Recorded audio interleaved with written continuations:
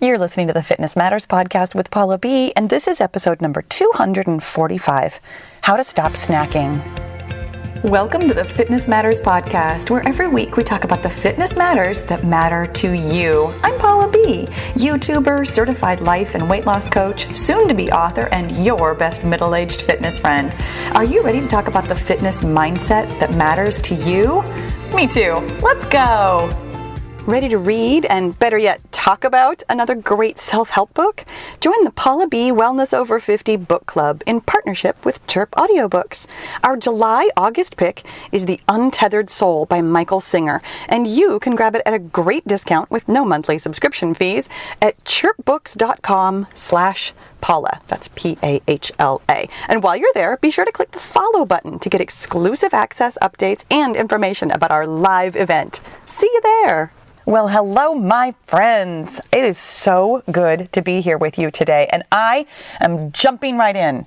Here we go. We're talking about this topic where there's no preamble at all, even though I desperately want to preamble, but I also really have a lot of things to do today. So I want to get this podcast out and ready for you, and I want to talk about how to stop snacking. But first, before we do that, there is a preamble, because I have a whole podcast within a podcast about how snacking in and of itself is not necessarily bad. I brought this particular title to you because it's a question that I get asked all the time.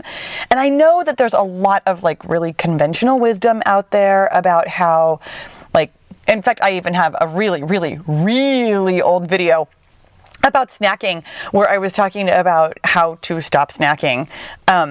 This video is not even available on my main YouTube channel. There's a whole other conversation to be had here about how I used to have the precursor to my podcast. It was called The Buzz. It was a whole channel all by itself, and I have, maybe a dozen little videos that are basically podcasts, except it's the actual video of me talking. And they're 10, 15 minutes a piece, and I have, just little bits of wisdom about stuff. And it was definitely the precursor to talking about mindset work. And this really specific video that I have about how to stop snacking is where I'm talking about how if you're going to snack, and I'm putting heavy air quotes on that you should actually just call it a meal. If you're going to be eating something in the realm of 300, 400, 500 calories, which we often do, you go to Starbucks and you get a lemon loaf or whatever, that's actually enough calories to be a meal, but we call it a snack because of the type of food that it is. And so I was talking about the mindset of snacking versus just eating a meal, and how calling it a meal will help you fit it mentally into your day in a different way. But the word snack really discounts how many calories something might have. And that is its own conversation. And the other thing that I want to tell you is that snacking in and of itself is not necessarily bad for you or bad for your weight loss goals. That if you are eating in your slight caloric deficit, it really doesn't matter when you're eating. And it doesn't matter a lot. I have plenty of people who want to argue with me about this, about how a calorie is not a calorie. And you're right, it's not. There are absolutely foods that are more satiating for you, that just sit better in your stomach, that are going to give you more energy, that are going to be healthier for you. Absolutely. However, having said that, I also don't feel that your diet needs to be 100% healthy foods. I think that you can find a nice balance between foods that give you pleasure and comfort and foods that are going to fuel you appropriately. And here's what I'm saying, that if you are eating in your slight caloric deficit, it doesn't matter when or what you are eating, to a certain extent. Again, you don't want to have your days full of calorie to all be eaten at 10:30 at night if you're going to go to bed at 11 o'clock, and that they're all Twinkies. There is a conversation to be had about finding that balance. However, the crux of what I'm saying here is that there's actually nothing about snacking at night that's going to automatically stop you from losing weight. There's nothing about eating a bunch of small meals that you might call snacks that's going to stop your weight loss progress. Both of those kinds of myths have been, I'm not going to say entirely debunked. The fact is, your body is going to do with your inputs what it's going to do, and it's not only about the food. Your body takes in the inputs that you give it, and it puts them all together. It's why with the 5-0 method, which, by the way, if you don't know what that is, it's my free weight loss program. You can get it anywhere. The easiest place to do is just go to paulabfitness.com. It's right there on the front page. Completely free to download. And what I tell you is that there are 5 things that we do every day. And the reason I tell you that there are 5 things rather than just eating and exercise is because your body is making sense of all of the things that you do all day long. So how much water you take in, how much sleep you've gotten, how much stress you have in your life, as well as what you're eating and how you're exercising and what you're doing for the rest of the day beyond exercise. All of those inputs are meshed together by your body, and then your body will do with those inputs whatever it's going to do. So, snacking in and of itself, not bad. However, having said that, you might have a really specific reason why you would like to stop eating a really specific snack that is simply a habit. We all have these. Let me just tell you something. We all have these habits that we're like, okay, this isn't necessarily the thing that's stopping me, but I don't love the way I feel when I'm having this particular snack. And maybe it's you don't love the way you feel because you feel guilty about eating this particular food. Maybe you don't love the way it feels in your body. Maybe you don't love that you're eating maybe out of boredom or eating your feelings instead of managing your feelings. There are all kinds of reasons why you might like to change a habit. And that's really what we're talking about today. Honestly, if snacking isn't like a habit that feels like an issue for you, you're welcome to substitute whatever other habit you have that you would like to stop doing. Or maybe you would like to consider starting a habit. In any event, this is the conversation for you. I was actually, I'll be honest with you. I was gonna call this episode Success Habits because that is what we're talking about.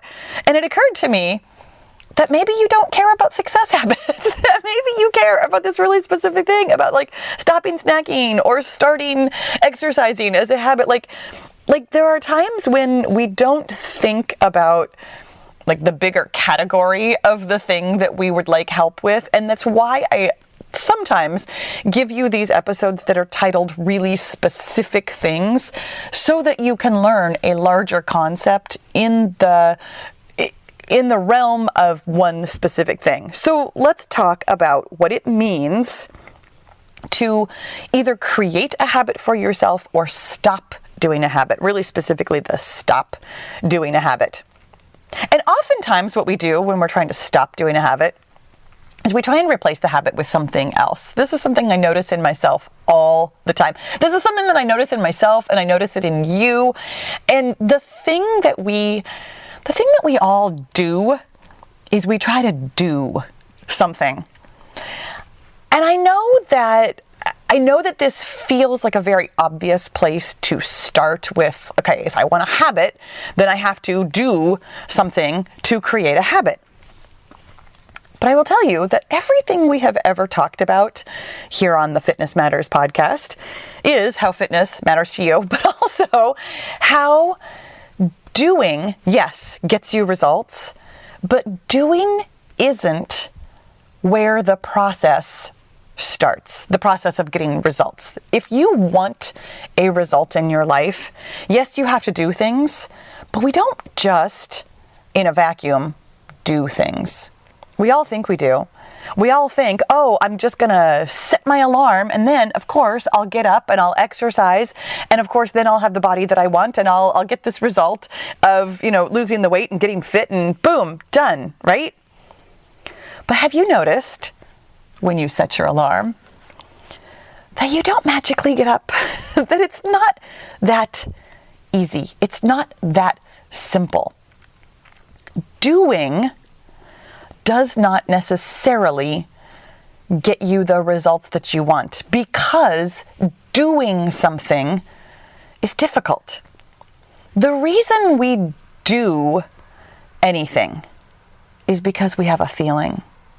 And I want that to really sink in with you. You don't do anything without some kind of feeling behind it. For example, if you actually do get up when your alarm goes off in the morning, it's because you feel what? I'm going to say motivated. I don't necessarily wake up motivated though. Maybe energetic, maybe well rested, maybe determined, maybe confident, maybe excited. Some kind of good feeling is behind that getting up when the alarm goes off and actually getting your workout done. And you know what comes before that feeling of motivation? My friends, it's a thought. It's a thought of something along the lines of, I can do this, I want to do this, this feels amazing, I always love it when I start my day with a workout. There is some kind of thought that is generating the feeling of something good, motivated, excited, energetic, whatever it is, that is driving the actions. This is why you do the things you do. So let's consider that in the realm of snacking. Why do you snack? Because afterwards, sometimes you might feel bad, either physically feel bad or mentally or emotionally feel bad. Why in the world would you do something that feels bad afterwards? Oh, my friends, because it feels good to do that thing while you're doing it. You and I both know what this feels like. I know exactly what this feels like. The food tastes good in my mouth. That pleasure of the tasting good overrides the not so pleasure of feeling lousy later. And here's why you put the food in your mouth, is because you have a feeling, something like desire. Sometimes it's urgency. Like, oh, I have to have that. But sometimes it's just as simple as I want that. That thought, either I have to have that or I want that, creates the feeling of either desire or urgency, which drives the action of snacking. My friends, sometimes it really is that simple. And I know that this one's actually really kind of tough to take in, because we all think that maybe the reason that we're doing this action that feels bad later, that we feel guilty about, or that doesn't feel good in our stomach, we all think that there must be some deep reason. Oh, I'm self-sabotaging. I know you can't see me because this is a podcast. I totally just did that dramatic hand action of like putting the back of my hand onto my forehead and like pretending like I'm fainting. Like I was doing this over dramatic thing for you, even though you can't see me. Because that's how we feel. We really truly think that there must be some, when I was 5, this thing happened, and then I've always had this habit in my life that sabotages me so that I can't get where I want to go. And you guys, sometimes it's a thought as simple as that looks delicious. I want that. It doesn't have to be some big thing, but it is a thought. And here is how you can have a different habit in your life. It's not by simply doing something different. It's not by simply doing something and hoping that it creates the feeling of motivation in your life. When you do something, you will eventually generate some kind of thought about the thing that you are doing, but it's not necessarily going to go the way you want it to go. It's not necessarily going to generate for you the feeling of motivation. The way to create a feeling of motivation is to, first of all, figure out why you feel unmotivated, and then second of all, figure out how to create a feeling of motivation for yourself on purpose. So in the example of how to stop snacking, the first thing that you want to do is find the thoughts that are creating the feelings, that are driving the actions of snacking. Just examine what's going on in your head. And I said that so easily and so casually. Sometimes you will find a thought that does feel a little more painful, a little more squirmy, a little more uncomfortable. Sometimes you will uncover thoughts that are creating for you feelings of stress or feelings of sadness or feelings of frustration. Sometimes, especially in the case of when you are eating your feelings instead of feeling your feelings, you are going to find thoughts in there that don't feel good. Understand that that is part of this process, and it's completely okay. Even if it feels squirmy and uncomfortable, you are capable of doing this. You are not going to find something that feels so lousy that you can't handle it. You are capable of feeling whatever feeling you uncover. So come to it knowing that. And by the way, come to it meaning dig out your journal, my friends. This is the part where we find our thoughts and we decide if they're helpful. Find the thoughts that are driving the action of eating a snack that maybe you don't want to be eating. Then, my friends, you have cleared out the space in your brain to really just examine these thoughts compassionately, kindly, and understand, oh, this is what this is creating in my life. It could be as simple as a thought of, I want that. I want that could be driving your habit of eating a snack every night, and that is really simple to find. Now, here's the thing. It is not necessarily simple to just decide that you're going to have a new habit of, for example, not snacking, and then boom, you're done here. The thing about that thought, I want that, is that it has emotional resonance, which is to say that it creates I'm going to call it a big feeling. That's not necessarily an accurate thing to call it. Your feelings, technically speaking, are all the same size. Some of them feel stronger, though. It's why I'm calling it a big feeling. It's not about the size of it. It's about the amount that it seems to create in your body of a feeling. It's a feeling that you can feel right now. That urgency, that desire has emotional resonance to it. It has a big feeling behind it. And the converse thought of, I'm not going to have that right now, probably doesn't feel very big or very good. And that's why it can be really tough to stop having your snack. The emotional resonance that goes along with the thought, I want that, or that looks good, or that's delicious, or gee, wouldn't ice cream be nice right now? Understanding that the emotional resonance, the bigness of the emotion is what is driving your action means that you can come to it with an understanding of how big the emotional resonance needs to be of a different thought. If your original thought, I want that, feels strong in your body, then any other thought that you want to create for yourself intentionally needs to be that strong. This is why simply doing something in an effort to create a new habit doesn't always work. The emotional resonance that you might be creating for yourself might be really small, really not resonant, frankly.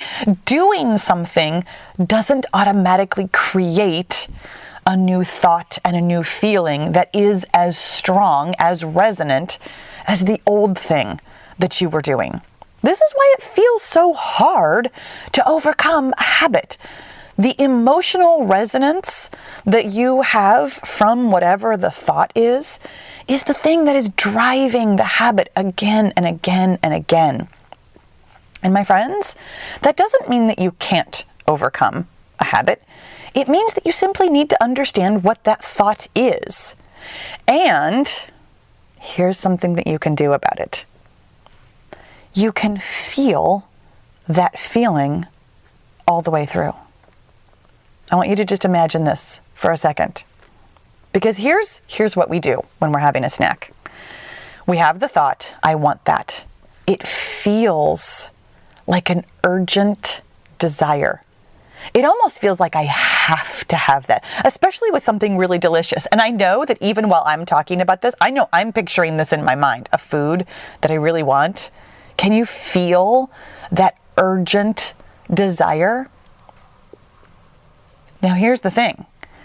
We oftentimes, in fact, all the time, up until right this second when I'm mentioning it to you, we have to quell that desire by eating. But I want you to imagine simply feeling that desire in your body without fighting it.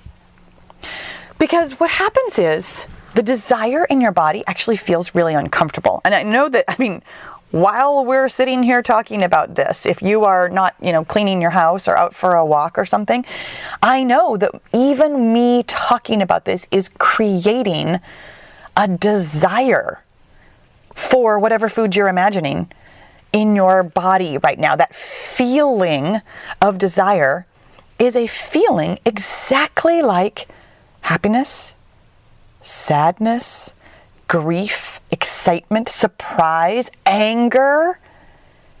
It's a feeling, which means, like all feelings, you can actually just feel it without acting on it.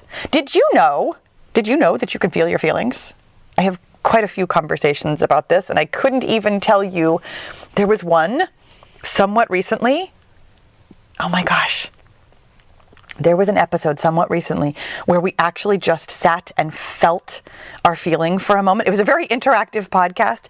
And if I can remember which one it is, I'm going to put an episode number for you with the title, because I can't come up with it off the top of my head, in the show notes or the description box, depending on where you're watching or listening. It was a really good episode, and we actually just sat and felt a feeling in our bodies.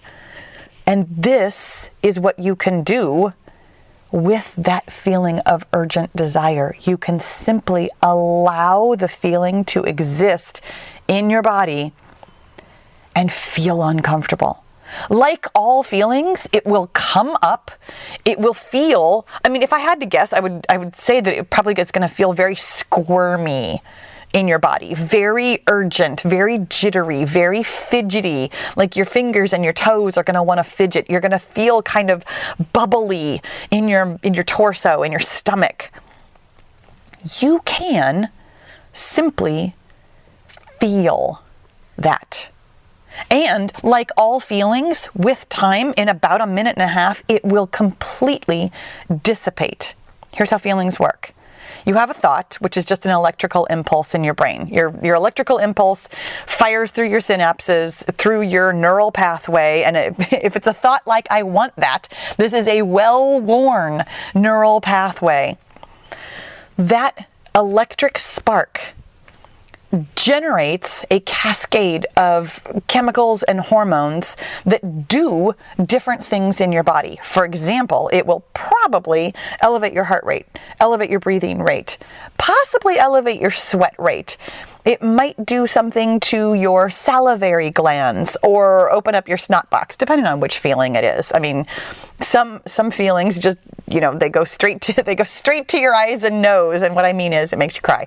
Sometimes it'll close up your throat. Sometimes it will make your skin flush. Sometimes it will generate that bubbly, kinetic feeling in your body. Depending on what kind of feeling it is, you will have a different physiological response. These are involuntary physiological responses that feel different ways depending on what kind of a feeling it is. That's why we call them feelings, because you can feel them in your body. Those chemicals and hormones are meant to bubble up, propel you into some sort of action, because that's what feelings do, and then dissipate, because you don't need to continue doing one action for any real length of time. You only need to do one action for a short amount of time before it's time to move on and do something else. Your feelings are meant to be temporary. The reason we sometimes feel a feeling for a long time, like that urgent desire, is because we aren't allowing it. When you try to not snack, can you feel how tense that is in your body? How you're gripping your hands and squeezing yourself so tight to not feel that urgent desire, to not act on that urgent desire? That resistance to feeling the feeling of urgent desire is what actually creates the urgent desire again and again and again and again and again in your body for a long period of time. Fighting the urge makes the urge last longer. So ironic, right? When you can allow that incredibly, intensely uncomfortable feeling of urgent desire for a minute and a half, it will go away. I know this is kind of a novel concept, to just feel your feelings. I tell you what though, it's the answer to everything. It's amazing how useful this skill is, and trust me, it's a skill. Allowing your body to feel a feeling while you do nothing I just explained this to you. It's unnatural. Your body is supposed to feel feelings to compel you to act. It's why it feels so hard to just allow a feeling. Allowing urgent desire to exist in your body without acting on it is unnatural. And it is the way to allow it to pass so that you can create a new success habit in your life. The new success habit of not having a snack just because you want a snack. I know this got very theoretical today with getting into the weeds of feeling your feelings and why we feel feelings and how it all works. But here's what I want you to take away from this. If you want to stop doing something, a habit, and or create a new habit for yourself, the path to all of your habits is your feelings. The reason we do things or the reason we don't do things is because of your feelings. You are capable of feeling a feeling and not acting on it. And you are also capable of creating a feeling for yourself on purpose that feels in an emotionally resonant way so powerful that you will drive yourself to an action that you want to do. My friends, the power is always yours, and the power lies in your feelings. I really hope this was helpful for you today. Thank you so much for listening. I'll talk to you again soon.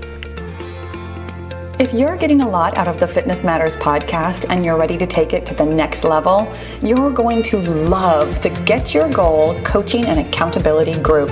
We take all the theory and knowledge here on the podcast and actually apply it in real life on your real weight loss and fitness goals. It's hands-on, it's fun, and it works. Find out more at paulabfitness.com/get-your-goal. And let's get your goal.